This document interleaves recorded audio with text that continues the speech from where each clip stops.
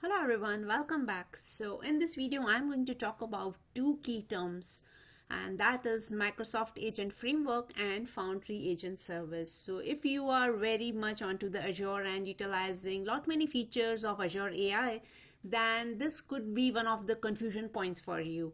So in this video, I'm going to talk about these two frameworks, what they can do, what are the key differences, and when to use what. Let's take a quick look at the formal agenda. So we will see about like what each one of these is, how they can go hand in hand. Then I will also show you side by side comparison, and at the end we will see when to use what. So stick till end and definitely you will learn something new today. So talking about the Microsoft Agent Framework, which is also known as MAF.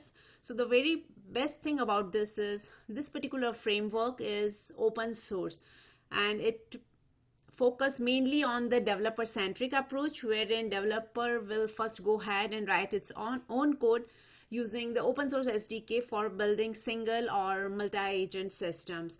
It provides you the fine-grained control over logic, like what all tools you can plug, how you can orchestrate, how do you want to manage your memory. So all these things can be very well managed by the developer. And the third point here is built on semantic kernel and autogen. We know that this particular framework was having the good things from both of these systems, semantic kernel and the autogen. So there were few good things in semantic kernel, there were few in autogen. So this particular framework is the combination of both of these. Then it also provides the complex orchestration patterns. So if you want, you can go with the sequential flow, you can go with the concurrent flow. If you want, you can use your own routing and eventing mechanism. You can also go with the group chat kind of scenario. So it's truly on you, how do you want to implement your application. Then it also provides the thread support for multi-tenant conversations. So you can go and persist your conversation so that whenever next time you are coming back, you can start your conversation from the point you left.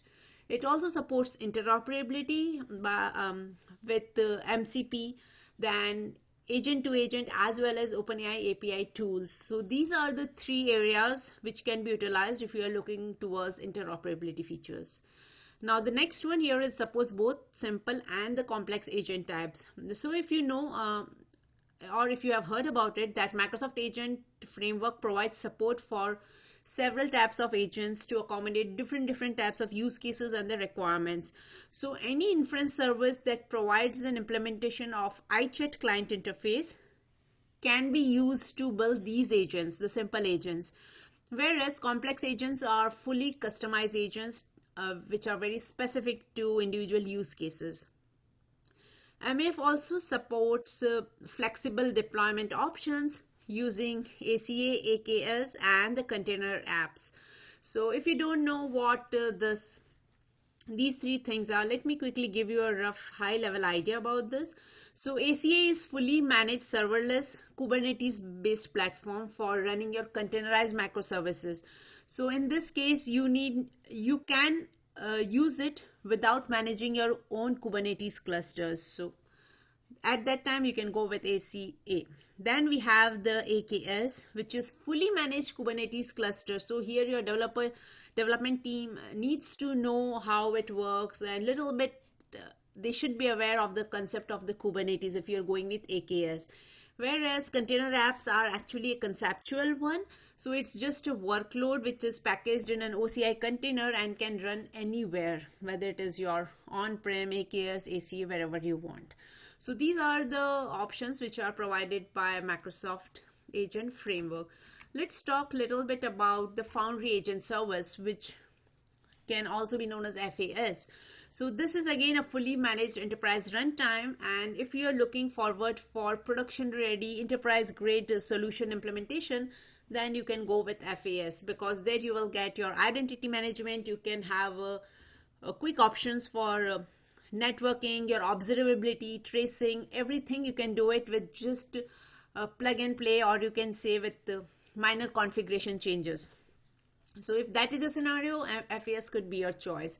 It supports containerized hosted agents for any framework. So you need not to go ahead and manage your own clusters. Rather, Foundry Agent Service will do that for you. And if you don't know what are hosted agents, I would recommend you to check out my previous video, because in that video I have explained like what are hosted agents and how you can move them to the Foundry.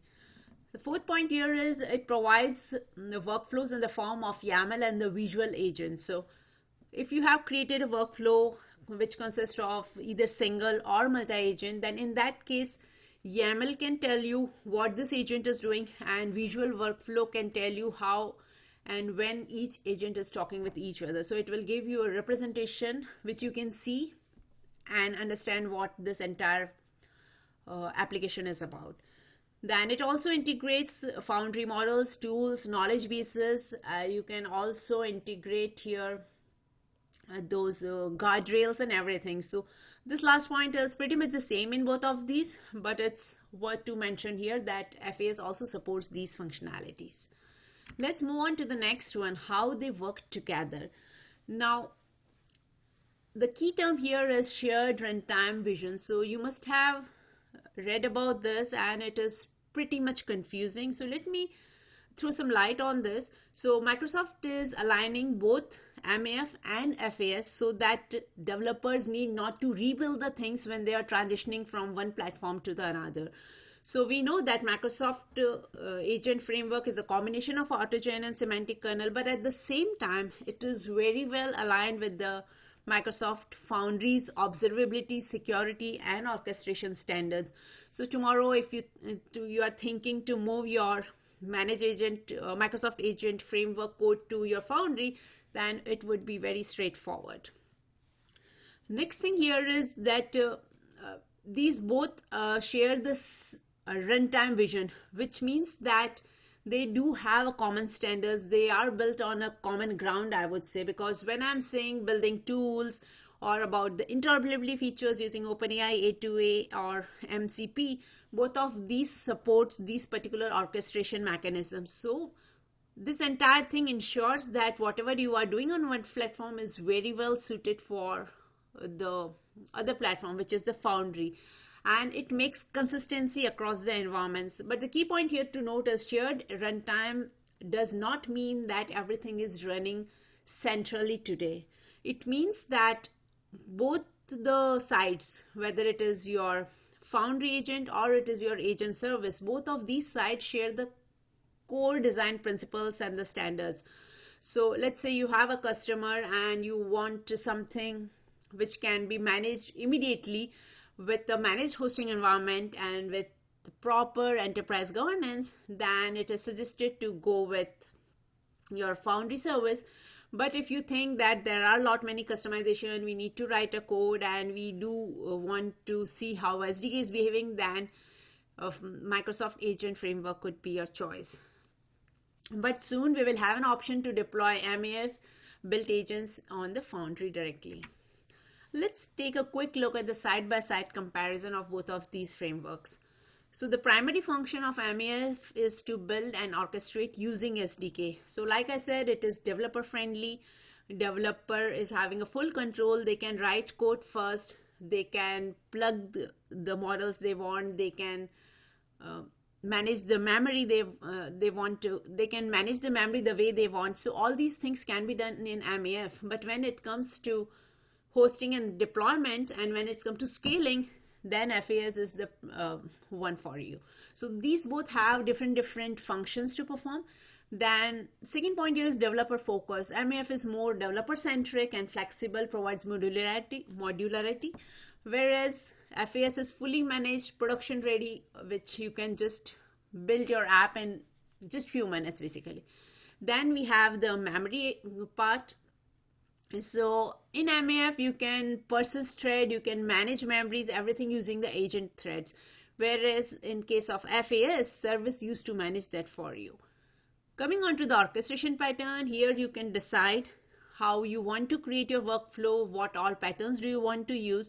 Whereas in case of FAS, you just have the two different ways, YAML and the visual. So whatever you are thinking or you want to do, you have to adjust in these two types of visualizations, or you can say the configurations. Coming on to the use cases, if you are looking for custom agent logic, then MEF is your choice. There you have the full flexibility, you have the full control, whatever you want to do, which model do you want to use, everything you can do it there. And coming on to the FAS, it is like I said, it is production and enterprise grade kind of automation system, or you can create workloads which are meant mainly for the production. So tomorrow if you want to try out some feature, then I would recommend you to go with MEF, and gradually if it works the way you want, then you can gradually move towards FAS. Now this is one of the most important slide. When to use what? So the very first point here under Microsoft Agent Framework is whenever you want your custom orchestration pattern, go for Microsoft Agent Framework.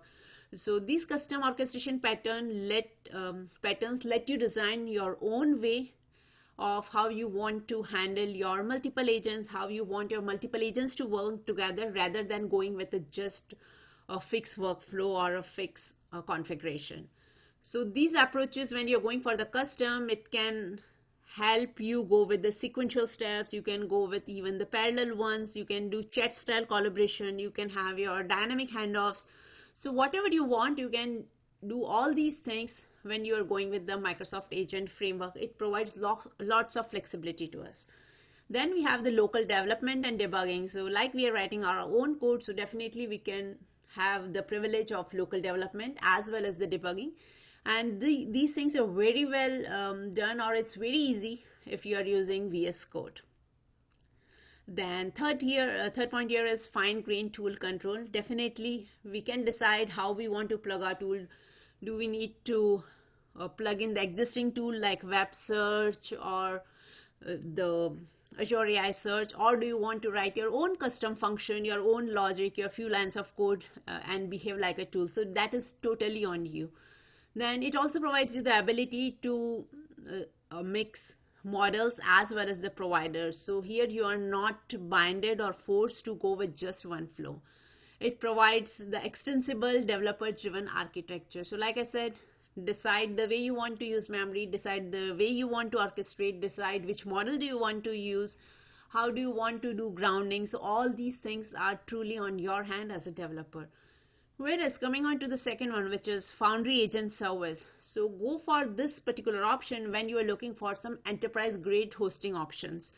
If you want to manage roles, if you want to manage access, if you want managed identity, if you want network isolation, if you want firewall configuration, so all these things can be done when you are going for the Foundry Agent Service.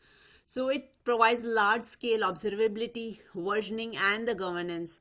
So if you have watched my previous video in which I have created a workflow, so in that video, if you have noticed, versioning was handled very nicely. So let's say you have created an agent, you have created a workflow, and then you updated your agent or your workflow, then it will automatically upgrade your version. So tomorrow if you want, you can fall back to the previous version and get your app run into the production again. So that versioning part, I'm really impressed with that one. Then you have a multi-agent workflow automation at production scale, because everything is handled through the YAML file, and YAML is very easy to fit into your pipeline if you are planning to use those. Then we have a zero infrastructure deployment of containerized agents, which means that you need not to manage your clusters or the containers where this particular app is deployed. So everything is done for you in a very seamless manner. So that's all I have for today. I hope you enjoyed watching this, and do let me know in comments what are the other key terms you are having confusion with, or you need more clarification on that, and I will try to come up with a similar theoretical video just to explain the concept. Thanks for watching.